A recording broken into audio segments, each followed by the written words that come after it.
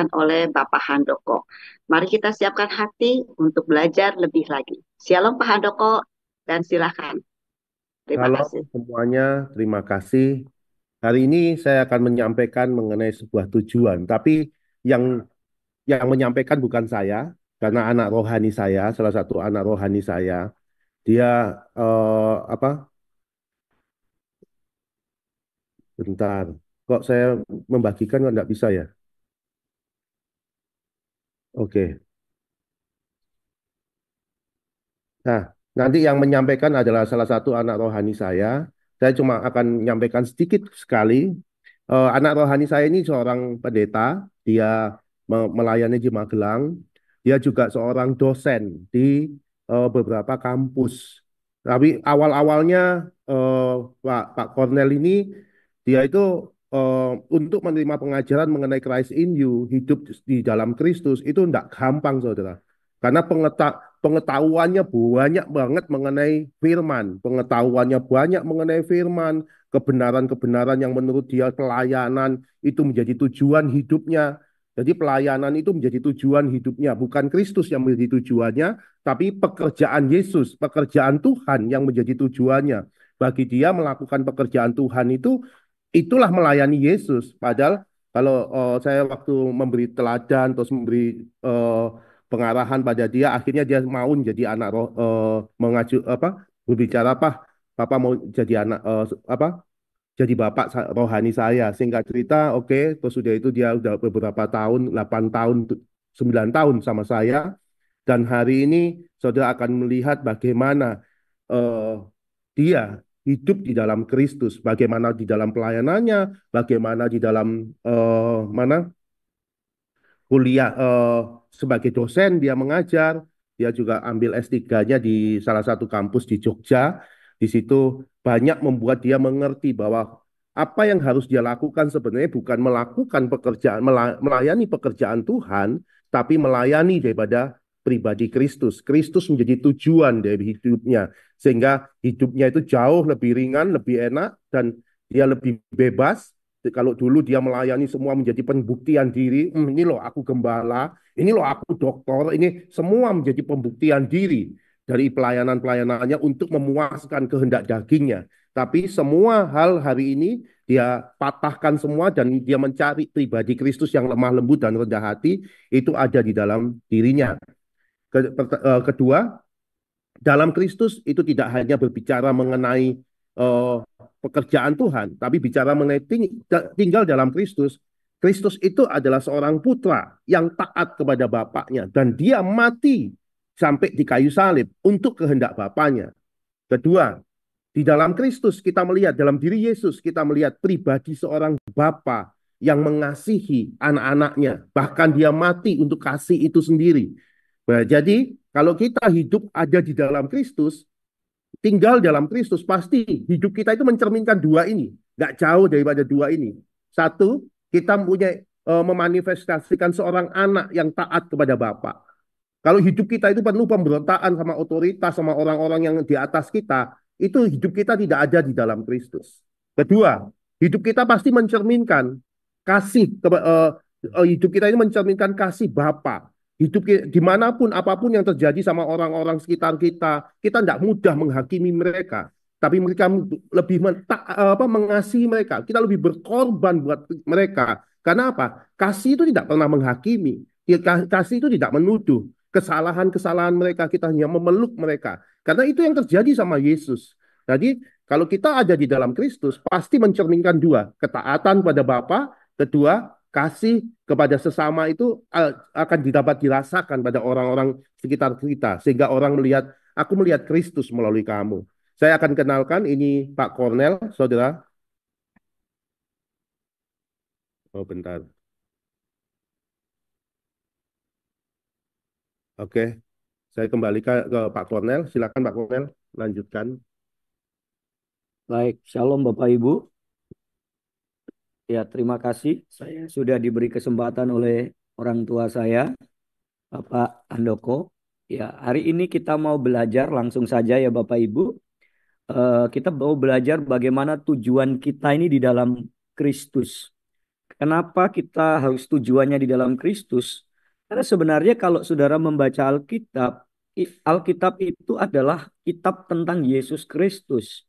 Dari perjanjian lama sampai perjanjian baru, semuanya berbicara tentang kehidupan Yesus. Jadi tujuan utama kita apa? Yesus. Maka kita mulai dari Filipi pasal 1 ayat 21, bahasa Indonesia masa kini, Bapak Ibu. Kalau terjemahan baru, dia berkata gini, karena bagiku hidup adalah Kristus, mati adalah keuntungan.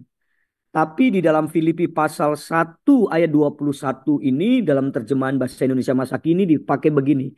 Karena bagi saya, tujuan hidup saya hanyalah Kristus. Wow. Waktu saya merenungkan ayat ini, kita harus kembali lagi kepada tujuan awal. Tujuan Bapak Ibu melayani apa? Tujuan Bapak Ibu hidup apa? Tujuan Bapak Ibu menikah apa? Tujuan Bapak Ibu melakukan semua hal ritual agamawi apa? Tujuan Bapak Ibu hanyalah satu, yaitu Kristus. Nah, kalau saya memberikan sebuah gambaran, kira-kira apa Bapak Ibu? Kira-kira apa sih tujuan sofa itu diciptakan oleh si pembuat sofa? Nah, Bapak Ibu perlu mengerti bahwa tujuan sofa diciptakan oleh si pembuat sofa bukan supaya ditaruh di ruang tamu dan dibuat hiasan saja, dibikin display aja enggak. Tujuan dari sofa diciptakan adalah ketika ada orang duduk di sofa itu. Nah, waktu orang duduk di sofa itu, kalau sofa itu bisa berbicara, dia akan ngomong gini, saya sudah ada dalam tujuan yang tepat. Nah, tujuan Bapak Ibu apa? Tujuan Bapak Ibu adalah Kristusnya. Tujuan Bapak Ibu nggak ada yang lain. Saudara melayani, apakah Kristus dimuliakan atau tidak? Apakah Kristus itu yang seperti apa? Yang selalu Bapak Rohani saya bilang, belajar padaku sebab aku ini lemah lembut dan rendah hati. Makanya jadi orang Kristen tuh jangan terjebak di titik ini, Pak. Saya bertahun-tahun terjebak di dua hal ini. Ya, kita menyebutnya 2S, sarana dan sasaran. Sarana, pelayanan itu sarana. Persembahan Bapak Ibu sarana. Persepuluhan Bapak Ibu itu sarana. Status Bapak Ibu di gereja, di perusahaan itu sarana. Bahkan gelar-gelar akademisi kita ini juga sarana. Posisi-posisi kita sarana. Keuangan sarana. Fasilitas-fasilitas yang kita miliki sarana. Nah, sarana itu harus menuju kepada sasaran. Nah, sasarannya adalah Kristus, salib, hidup serupa, melakukan dan mewujudkan firman Tuhan berbuah. Nah, persoalannya begini Bapak Ibu. Sering yang terjadi dalam kehidupan kita ini, sarana kita jadikan sasaran. Kita bangga dengan semua pencapaian-pencapaian kita secara akademisi. Nah, saya ini dulu orang sombong Bapak Ibu. Punya gelar, punya sekolah yang tinggi. Jadi sombong. Nah, sarana itu jadi sasaran saya, kebanggaan. Kita punya pelayanan yang semakin bagus, sarana jadi sasaran. Sehingga apa? Ketika sarana dijadikan sasaran, lahirlah kecongkakan. Nah, waktu kecongkakan ada, wujud Kristus nggak ada lagi Bapak Ibu. Karena apa? Wujud Kristus adalah wujud yang lemah lembut dan rendah hati. Status, gelar, posisi, keuangan itu cuma sarana. Tapi sayang sekali kita sering ketemu, bahkan kita juga sering melakukannya secara personal. Kita menjadi orang yang sarana dijadikan sasaran. Yang harusnya ini hanya sebagai alat dijadikan tujuan utama. Padahal waktu saudara pelayanan harus makin serupa Kristus. Waktu saudara memberi persembahan persepuluhan, status, gelar, posisi keuangan, saudara harus semakin seperti Kristus, semakin mewujudkan firman, semakin hidup serupa Kristus. Kenyataannya, kenapa kalau sarana dijadikan sasaran, makin dipercaya pelayanan gak makin rendah hati. Karena sarana dijadikan sasaran nih loh, aku bisa nih lo aku bisa, nih lo aku punya segalanya. Sarana dijadi sehingga wujudnya Kristus nggak ada lagi. Waktu sarana dijadikan sasaran, kita kehilangan identitas asli kita, yaitu Yesus itu sendiri. Bapak Ibu, ini penting karena kita jangan sampai terjebak menjadikan sarana jadi sasaran hidup kita. Mari kita koreksi. Saya pernah terjebak, saya pernah jatuh. Segala sesuatu saya ukur dari pelayanan. Segala sesuatu saya ukur dari jadwal khotbah. Makin banyak jadwal khotbah, makin keren. Rupanya itu sarana yang saya jadikan sasaran. Makin tinggi gelar yang saya miliki, makin keren. Rupanya itu sarana yang saya jadikan sasaran. Sehingga apa? Dengan pelayanan yang makin banyak, dengan gelar yang makin tinggi, dengan status yang makin bagus. Tapi kenyataannya Yesus nggak lagi nampak. Istri kita nggak merasakan ada Yesus, suami kita nggak merasakan ada Yesus, anak-anak kita nggak bisa merasakan ada Yesus. Karena apa? Saudara ada dalam sarana yang sebenarnya sarana itu saudara pakai menjadi kendaraan menuju sasaran. Tapi sarana itu saudara jadikan alat utama untuk kebanggaan. Bapak Ibu, mari kita belajar supaya ritual-ritual agamawi ini cuma sarana, Pak. Hari ini saya khotbah itu sarana. Bapak Ibu yang tadi mimpin pujian, mimpin doa, tadi cuma sarana. Yang memimpin perjamuan itu sarana. Sasaran apa? Sasarannya apa? Waktu sudah mimpin pujian, selesai mimpin, masih enggak? Kita itu menghidupi Kristus tadi. Waktu saya khotbah, selesai saya khotbah ini, masih enggak tetap menghidupi Kristus? Atau hanya kita menyampaikan Yesus, tapi tidak menghidupinya? Karena kita sering terjebak, kita ini menjadi orang yang hanya bisa menyampaikan, tidak menghidupi. Alangkah naifnya ketika kita hanya bisa berbicara tanpa menjadi pelaku. Nah, Bapak Ibu, ketika sarana dijadikan sasaran, yang terjadi adalah kepentingan-kepentingan pribadi. Dan kita pasti akan menjadi hakim buat orang lain. Loh, kamu kok kurang doa, kamu kurang puasa, kamu kok nggak begini, kamu kok nggak baca Alkitab. Sehingga ketika sarana dijadikan sasaran, kita menjadi orang yang lebih tinggi menurut ukuran kita buat orang lain. Sehingga ketika kita membuat standar kita lebih tinggi dari orang lain, kita akan jadi hakim. Kamu pelayanan kok nggak pernah puasa. Kamu pelayanan kok seperti ini. Kamu masih hidup seperti itu. Penghakiman. Ya, saya sering menghakimi, Pak. Ketika saya dulu hidup dalam sarana yang saya jadikan sasaran. Ketika melihat orang lain nggak baca Alkitab. Orang Kristen kok males ya kamu ya. Ketika saya melihat ada orang Kristen yang tidak doa semalam suntuk. Ada doa semalam suntuk. Makanya selesai doa orangnya jadi suntuk. Saudara. Yang benar harusnya doa semalam ceria Bapak Ibu ya. Jadi kadang-kadang kalimat itu penting ya. Jadi dijadikan sasaran, jadi kepentingan pribadi dan kita jadi hakim atas orang itu. Sehingga penilaian kita bukan lagi menurut ukuran Yesus, tapi menurut kepentingan kita. Kita jadi standar. Padahal dalam kekristenan bukan kita standarnya Pak, Bu. Standarnya Yesus. Ketika standarnya adalah kita, saudara akan jadi hakim. Ya, saudara akan menghakimi banyak orang yang tidak sesuai dengan apa yang saudara pikirkan.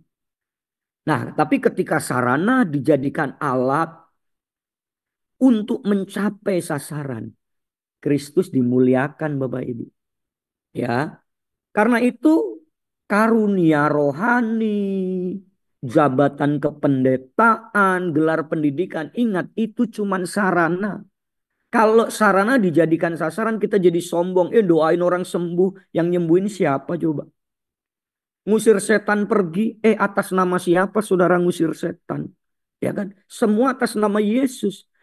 Nah, saudara punya kebanggaan tuh. Ya. Tapi ketika sarana dijadikan alat untuk mencapai sasaran, itu Kristus dimuliakan. Saudara melayani, ya, saudara tetap menghidupi Kristus. keseharian saudara itu loh. Ya, itu jauh lebih penting daripada pelayanan saudara. Jangan sampai pelayanan itu jadi tempat pelarian. Ada banyak orang nggak bisa urus rumah tangga, larinya di pelayanan. Ada orang yang nggak bisa urus anak-anaknya, larinya di pelayanan.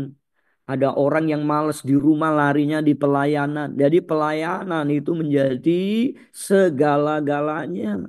Tapi anaknya jadi pahit, anaknya jadi tidak bisa menerima. Bahkan anaknya bilang gini, papa mama di gereja aja.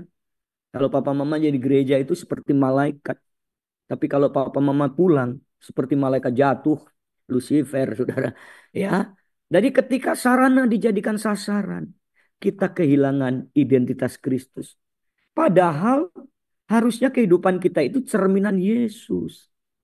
Tapi ketika kita larinya ke ritual, tadi sarana semua yang kita capai, yang semua kita jadi congkak. Ya, waktu saya itu pelayanan, saya jadi sombong. Saya khotbah, saya jadi arogan, Pak. Waktu saya di wisuda dengan gelar akademis yang tinggi, saya jadi arogan, Pak. Nganggap orang lain remeh, nganggap orang lain rendah. Maka kita harus belajar dari Tuhan Yesus dan juga belajar dari Rasul Paulus. Saya mendapatkan ayat ini dan ayat ini cukup menempela hidup saya. Roma pasal 7 ayat 18. Firman Allah yang hidup, saya tahu bahwa saya benar-benar busuk. Sejauh menyangkut tabiat yang lama penuh dengan dosa. Kemanapun saya pergi, saya tidak dapat berbuat baik. Saya ingin tetapi saya tidak dapat. Saudara, kalimat ini penting. Saya tahu, saya ini benar-benar busuk. Bukan orang lain yang busuk, Pak. Tapi kita. Waktu saudara berhadapan dengan pasangan saudara, saudara harus mengakui, saya yang busuk. Waktu saudara mengakui, sudah ambil bawah pasanganmu, pasanganmu juga akan ngomong gini, saya juga benar-benar busuk, Pak. Makin enak, Pak, kalau hidup itu selalu ambil di titik bawah. Karena saya tahu sampai sejauh ini saya boleh ada untuk bisa melayani. Karena ada orang di bawah saya, Pak Andoko selalu mengajari, papa saya itu selalu mengambil titik bawah. Jadi kalau ngomong sama saya diambil bawah. Nah, masa saya anaknya akan ambil atas? Ya itu dulu, Pak. Ya kan? Kalau saya ambil atasnya, saya jadi orang yang paling arogan. Nah, saya belajar dari teladan. Wah, kalau papa saya kok ngomong selalu ambil bawah ya. Saya mau belajar deh ambil bawah. Saya ambil bawah beliau. Beliau ambil bawah saya. Waktu beliau ambil bawah saya belajar ambil bawah lagi. Beliau ambil bawah saya. Jadi kalau kita mengakui bahwa kita ini benar-benar busuk, kita tuh selalu akan mengambil sisi paling bawah karena kita ini kalau di titik yang paling bawah udah nggak ada lagi, udahlah selesai di situ. Kedagingan kita nggak ada lagi. Nah itu saya belajar dari bapak saya. Nah bapak ibu, makanya kalau orang tuh dengar cerita, kumpul hamba-hamba Tuhan, kumpul pelayan Tuhan. Kalau ngomongnya udah terlalu tinggi, aduh saudara, dia nggak paham ayat ini.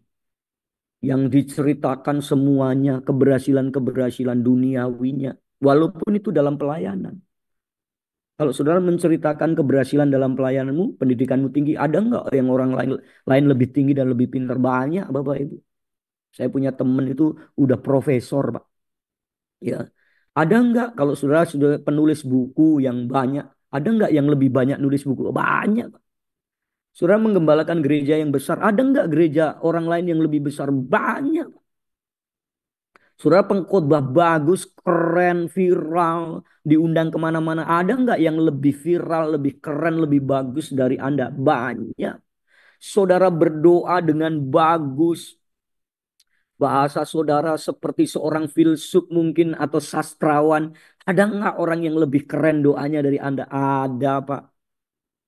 Jadi apa yang harus kita banggakan dalam pencapaian-pencapaian yang kadang-kadang dalam pelayanan pun kita bangga dengan pencapaian duniawi. Apa bedanya dengan dunia? Terus apa yang kita harus banggakan dalam pelayanan kita? Yesus dalam kita, Pak. Waktu saudara membanggakan Yesus dalam diri saudara, tidak ada yang sama.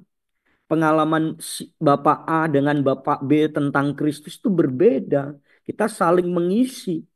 Saya punya pengalaman yang berbeda berjumpa dengan Yesus Bapak saya Pak Handoko juga punya pengalaman waktu kita sharing ketemu Pak di titik itu. Tuhan punya kita punya pengalaman Kristus yang apik dan menarik. Bahkan saya dengan istri saya punya pengalaman yang berbeda juga waktu kita ngobrol, kita sadar bahwa oh iya, kalau kita merasa dan kita tahu bahwa kita benar-benar busuk menyangkut semua tabiat kita, nggak ada yang bisa kita banggakan. Nggak ada. Tanpa Yesus kita tetap busuk. Tanpa Kristus yang tinggal dalam kita, kita tetap jauh dari semua yang Tuhan mau. Karena itu nggak usah berbangga-bangga dengan semua pencapaian lahiriah kita. Karena selalu akan ada orang di atas kita. Tapi kalau saudara belajar dari pencapaian di dalam Kristus, nggak ada yang saingi. Karena setiap kita punya panggilan, punya pengalaman yang berbeda-beda. Yohanes 3 ayat 30 bahasa Indonesia masa kini dia harus makin penting dan saya kurang penting. Yuk katakan saya kurang penting. Ya, katakan saya kurang penting. Nah, saudara, makanya kalau ayat ini udah ada, ini kan ayatnya terjemahan baru berkata dia harus makin bertambah, harus makin berkurang. Saya lebih suka pakai bahasa masa kini nih. Dia harus makin penting. Nah, Bapak Ibu, kalau kita menganggap Yesus makin penting, maka Yesus kita tulis menjadi pribadi yang nomor satu.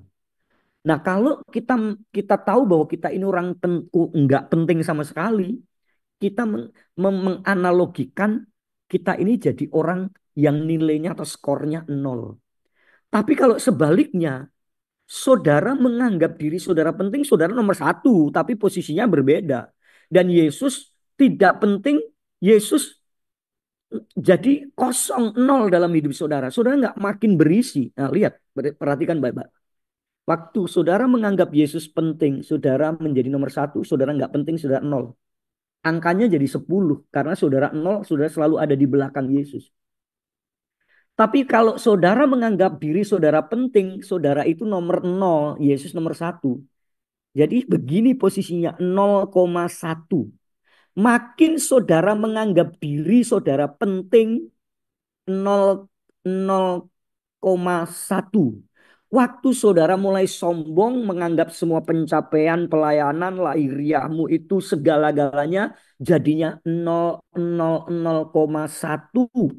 Setiap kali saudara membanggakan kedagingan pencapaian lahiriah, Bapak Ibu, nilainya semakin kecil. Karena nolmu makin banyak, kebanggaanmu makin banyak, tapi itu nol di mata Tuhan. Tapi waktu saudara menganggap Yesus yang penting, angka 1 di depan. Saudara nggak penting, jadi angka 10.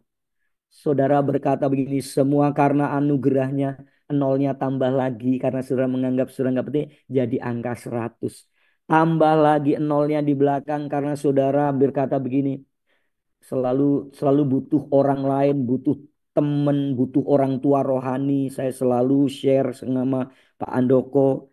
Nah, di dalam titik-titik kosong itu Tuhan bilang, nah nolnya tambah jadi 1000.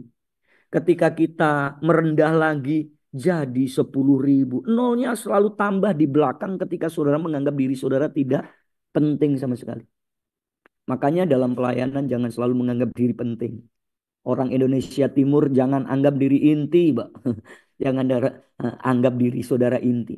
Karena semakin saudara mengangkat diri sendiri, semakin tidak bernilai di hadapan Bapa Surgawi.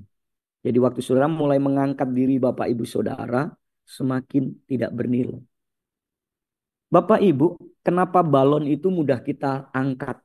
Karena balon itu kosong, cuman isinya. Tapi kenapa gas itu barang yang berisi itu berat sekali kita angkat? Karena ada isinya. Sesuatu yang penuh dengan isi tentang agenda pribadi kita. Itu Tuhan mau ngangkatnya susah. Tapi yang kosong ini Tuhan itu bisa tiup, bisa terbang. Karena itu Tuhan Yesus mengajarkan posisi sebagai pribadi yang kosong. Makanya kitab Filipi berkata, itulah sebabnya Allah begitu meninggikan dia. Ya kan? Karena dia telah mengosongkan diri. Nah, kata mengosongkan diri ini kan penting.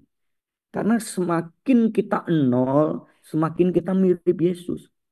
Udah deh. Karena kalau sampai hari ini Bapak Ibu boleh melayani itu karena Tuhan. Nol. Ya kan? Udah deh kalau sampai hari ini Tuhan percayakan semua hal berkat-berkat lahiriah itu karena Tuhan. Nol lagi. Makin tinggi Pak skor saudara. Nah pertanyaannya Bapak Ibu mau makin tinggi skornya di hadapan Tuhan atau makin rendah? Nah ini gambarannya seperti ini. Yesus saya, ya kan? Yesus saya. 1-0 atau 0-1. Nah, yuk Bapak Ibu renungkan baik-baik pagi hari ini. Saudara mau yang ada di atas atau mau di bawah? Kalau saudara menganggap penting, saudara angka 1, tapi selalu di belakang. Tapi kalau saudara menganggap Yesus nomor 1, satunya di depan, angka di belakang. Yang terakhir Bapak Ibu, yuk kita baca walaupun kita di mute, ya kan? Kita akan baca 1, 2, 3. Kebanggaan terhadap diri sendiri membuat kabur wajah Bapa surgawi. Nah, Bapak Ibu, ya, waktu saudara makin bangga sama pencapaian-pencapaian Bapak Ibu, makin Bapak Ibu mengkaburkan wajah Bapa surgawi atas hidup Bapak Ibu saudara. Jadi mari kita kembali lagi kepada panggilan kita, bahwa panggilan kita ini adalah di dalam Kristus. Ya, tujuanku adalah tujuan Kristus. Nah, Bapak Ibu saya punya 2 anak, 1 istri, ya. Dan saya bersyukur sekali, ya, punya Pak Andoko dan Bu Suci. Saya ini orang yang pahit, ya kan, sakit hati sama orang tua saya, ya. Karena saya itu anak ketiga dari saya nomor 2. Saya ini orang yang diremehkan, nggak dianggap. Bahkan saya ini tidak pernah diperhatikan secara baik oleh orang tua saya seperti kakak atau adik saya. Bertahun-tahun saya pahit, Pak. Saya sekolah harus biaya sendiri, kuliah harus biaya sendiri. Waktu saya nikah saya harus biaya sendiri. Kakak saya dinikahkan, dibikin pesta. Adik saya dinikahkan, dibikin pesta. Ya, waktu bapak saya umur 70 tahunan, bapak saya kasih warisan ke kakak saya, adik saya juga. Saya enggak pernah. Waktu nikah saya cuma dikasih uang 5 juta, disuruh urus sendiri. Saya saya juga enggak pernah dikasih warisan seperti kakak dan adik saya sampai hari ini. Dan itu menggores luka saya, Pak. Ya, luka. Nah, saya ketemu Pak Andoko dan Tuhan pulihkan saya lewat beliau, lewat bapak saya ini. Saya diberikan identitas baru oleh beliau. Nah, saya pulang, saya kerjakan apa yang menjadi perintah bapak saya. Bapak saya menyuruh, kamu harus begini, kamu harus begini. Sebagai putra, kamu nggak akan pernah jadi bapak yang baik kalau tidak pernah jadi putra yang baik. Nah, saya kerjakan apa yang menjadi eh, nasihat beliau, perintah beliau dengan sukacita.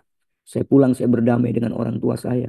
Saya basuh kaki orang tua saya, dua-duanya nangis Bapak Ibu. Ya, nah terakhir saya waktu bapak saya sudah basuh, dia peluk saya blessingin saya, dan saya udah plong. Saya pikir selesai, belum. Bapak saya berkata ini warisanmu udah hilang, udah dijual adik iparmu. Tapi adik iparmu sekarang posisinya selingkuh. Adik ipar saya selingkuh 4 tahun. Dan bapak saya bilang, kamu yang harus nangani. Karena kamu pendeta. Bisa bayangin Pak, dia jual aset saya. Tapi saya yang harus ngurus adik saya. Ketika dia dalam kondisi terpuruk. Bapak Ibu saya datang ke rumah adik saya. Wah, orang kalau salah itu cari validasi. Dia dengan muka yang seram, kaki diangkat. 2 jam dia ngobrol, membela dirinya. Apa yang terjadi Bapak Ibu? Saya cuma berdoa, Tuhan jamah hatinya, Tuhan jagai hati saya. 2 jam itu Tuhan akhirnya lawat. Dengan sendirinya dia nangis. Dia hancur hati. Saya peluk dia sama istri. Saya kasih blessing. Dan akhirnya dia menjadi salah satu anak yang saya bimbing sekarang ini. Tapi itu nggak mudah. Ya, saya hanya belajar taat aja. Waktu saya belajar taat, disitulah Tuhan itu membuka sesuatu yang nggak pernah saya pikir. Saya pulang dari rumah bapak saya dan adik saya. Saya sepanjang perjalanan di nyetir nangis, Pak. diingetin satu lagu lama. Betapa besar kasih, wah nangis, hancur hati, coba. Hancur. Istri saya bilang ini, kalau kamu bisa ngampuni, itu bukan karena kamu, karena Yesus yang tinggal dalam kamu. Waktu kamu bisa menerima kesalahan orang tuamu, adik-adikmu, disitulah Kristus yang bekerja, bukan kamu. Bapak Ibu, saya mau beritahu, lewat semua peristiwa ini, hubungan saya, kakak saya, orang tua saya, adik saya renggang, sekarang dipulihkan. Bahkan minggu lalu, 2 minggu lalu, saya sudah melayani bersama-sama dengan adik saya yang jatuh dalam dosa. Mereka sudah dipulihkan oleh Tuhan. Kenapa Bapak Ibu? Karena saya tahu, saya pernah dipulihkan lewat hidup Kristus. Saya harus menjadi alat untuk membawa keluarga saya juga ketemu Yesus. Karena di situ pentingnya wajah Kristus harus nampak. Nah, kalau saya pelayanan terus saya menyimpan akar pahit, ya buat apa? Dan itu bertahun-tahun saya simpan. Dan saya udah jadi pengkhotbah. Saya udah jadi dosen. Bisa bayangin nggak? Sampai sebebal itu saya. Sampai Tuhan harus pakai orang lain, Bapak saya, Pak Andoko itu, untuk menguliti hidup saya. Kenapa? Karena saya tahu, Pak. Untuk disalib, kita nggak bisa pakai diri sendiri. Saudara kalau mau nyalibkan diri nggak bisa, Pak. Kadang-kadang Tuhan pakai orang lain untuk menyalibkan kedagingan-kedagingan kita. Orang tua rohani kita, partner kita, orang-orang di sekitar kita. Tuhan pakai untuk nyalipin kita. Daging-daging kita ini diprotoli dan disalib. Tuhan pakai orang lain.